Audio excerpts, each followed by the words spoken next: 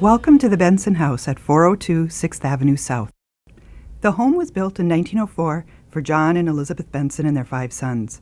This excellent example of the Queen Anne style with its complex form features a 3-story tower with a bell-cast hipped roof, a wraparound front porch, granite foundation and sills, as well as the use of decorative shingles on the gables. Of note is the 8-foot diameter picture window on the main floor, the only round window of its kind in the region. 6 other lead glass and stained glass windows were installed as well.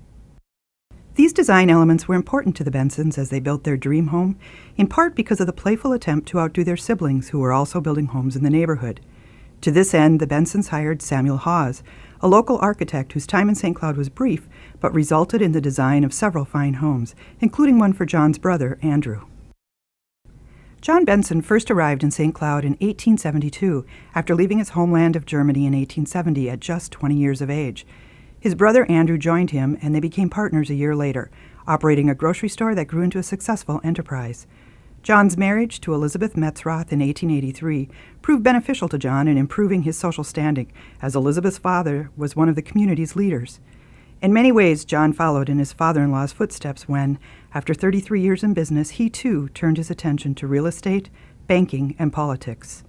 Successful as always, he was elected mayor of St. Cloud in 1905 and named president of the Merchants National Bank a few years later. John and Elizabeth continued to live in the home until John's death in 1917. Ebert and Emma Johnson, originally from Sweden, were the second owners of this grand old home. It proved a perfect fit for the Johnsons and their 8 children. Emma was well known for her gardening skills and took special pride in her yard. The Johnson family continued to own the home for 61 years. If you walk around to the back, you'll find the carriage house, originally designed to serve as a warehouse for the Bensen grocery store. Built in 1895, its brick exterior with granite sills and unusual intersecting gambrel roof distinguished this as a one-of-a-kind structure.